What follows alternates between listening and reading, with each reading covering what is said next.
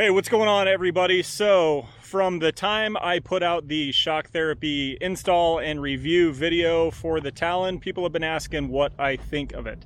Here we are about 500-600 miles later, and I want to give you my lengthy impressions, or long-term impressions anyway, on the shock therapy system for the Honda Talon. I did the full ride improvement system, which means I put on new springs all around and did the valving as well. So with that said, let's jump into what my thoughts are after about 2 or 3 months and about 500-600 miles with the system.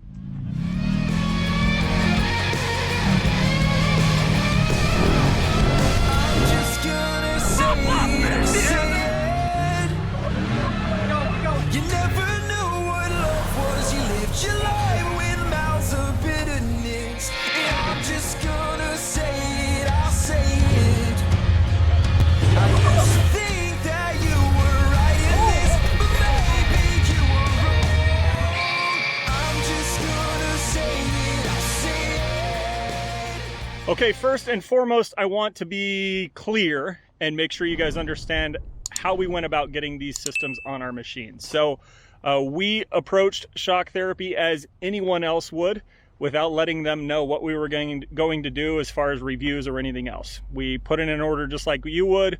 We paid the same amount that you would. There's no sponsorship or any other kind of funny business, I guess you'd say, going on. So I want to give you my perfectly honest opinion, just as if I was one of you going in and getting this set up on your system. We've been given no money or anything else by these guys, or any discounts or anything like that on the stuff that we have. With that said, Chase did hook us up with a couple t-shirts afterwards, and some more swag as well. So thank you, Chase, for that. We really appreciate it. But other than that, we didn't get anything for our reviews and installation of the shock therapy system. Okay, before I get into what I think about the actual system and my thoughts on its performance, I want to talk just real briefly about my experience with shock therapy and Garrett's experience with shock therapy. So like I said, we approached them just as anybody else would, and put in an order on their system and everything else, sent them emails back and forth, and had what I would call a good interaction with them. Just emailing back and forth with the salespeople. I wouldn't say that, we immediately got emails returned, but that tends to be normal in our industry. But within a day or so, sometimes 2, we always got a response back. And then when we set up the appointment, when we got the time set and everything else, it was smooth as butter. So I dropped my machine off because I live in the Phoenix Valley, and that is where they are headquartered. So I took my machine off, had an appointment at 7 o'clock in the morning, dropped her off at 7 o'clock in the morning. And then by about 2 o'clock, 2:30, they called and said, hey, your machine's ready to come pick up.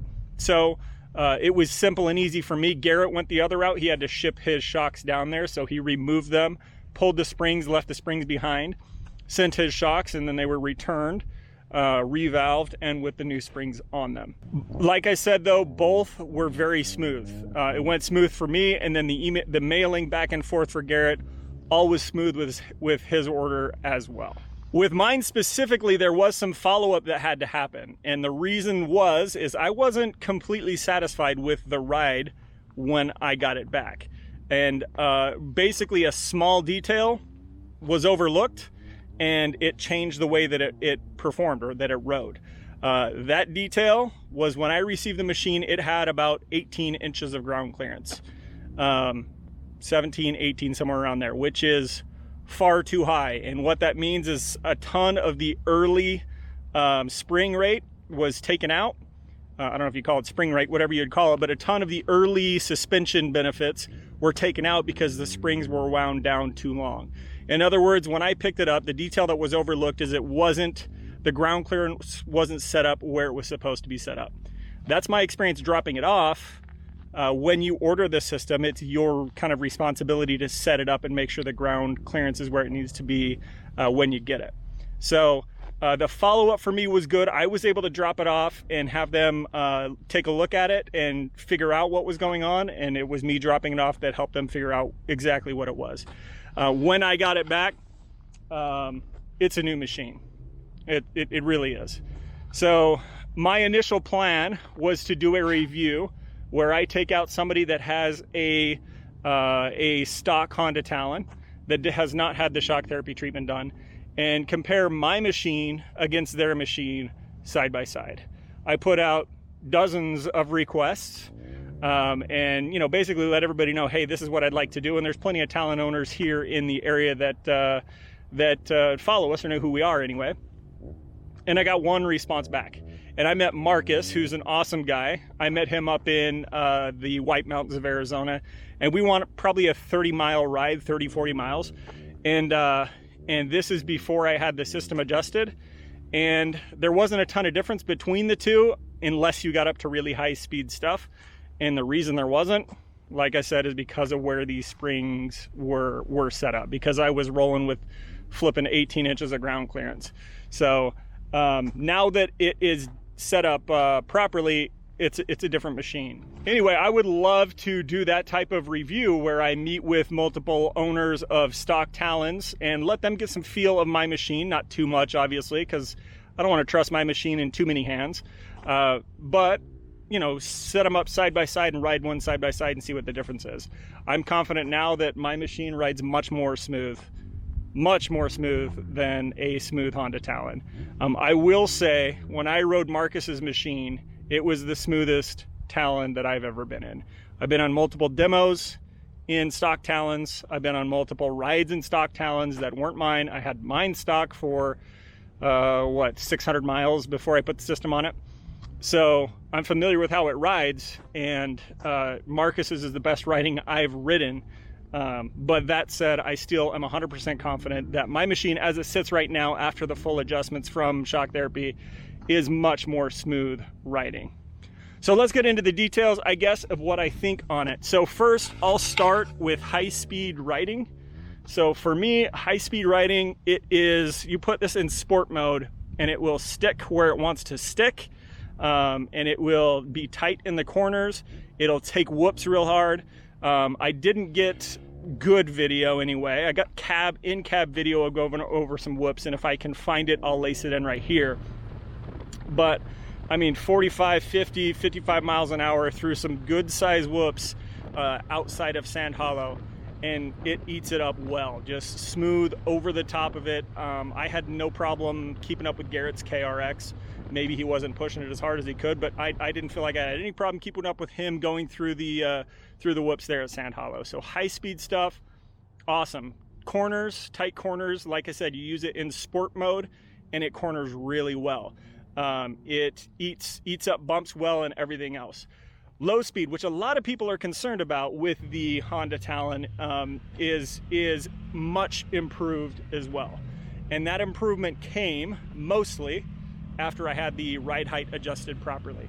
It's where it's supposed to be now, which is roughly 14 inches. And it is very smooth through the small, like, you know, washboard and chatter and that kind of stuff. Very smooth. I'm super satisfied with it. No complaints from the wife, no complaints from the kids. It's just super smooth sailing through that type of terrain. So after between roughly 500 or 600 miles on my rig with the system on it, would I recommend it? I would say 100% yes. Do I feel like it's worth the $1,500 that it cost me because I live in the valley? You, with shipping and everything else, probably cost $16, $17 just to ship it back and forth, because shipping can be pretty expensive. But do I feel it's worth it? Absolutely. Absolutely I do. If you're thinking about getting a stereo or audio or some system like that, to heck with that. Put the shocks ahead of it, if you ask me. If you're thinking about, if you like to ride with pace, or if you like to ride in rocky terrain, put other mods aside. If you ask me, in my opinion anyway, put other mods aside to get a smoother, more comfortable ride. You'll enjoy the experience more and everything else. So after 500 or 600 miles, would I recommend it? Absolutely, 100% yes. I can say with confidence that I recommend this system. Will I say shock therapy is the best system out there? I can't. I don't know. I've never, I don't have experience with others out there. So all I can give you is what my experience is with the shock therapy system. And I would say, like I said, I would highly recommend it. Worth every penny. It's been great for me, and I'm sure it would be great for you. So that's it, guys. That's my thoughts on the shock therapy system. Like I said, I highly recommend it. It's been great for me. I'm sure it'd be great for you. We will see. Maybe I'll do another follow-up to this later. If you have any questions, feel free to drop them in the comments below. I'm happy to answer questions there. I know we do it on Facebook Messenger and other places as well, but feel free to reach out if you have any questions. So that's it for this one, guys. If you like what you're seeing, don't forget to subscribe. Don't forget to like down below or comment down below as well. We really love to interact down there with you guys and have a conversation about this industry that we love. So we'd love to chat with you down there. With that said, ride safe, pack out what you pack in, and we'll see you on the next one.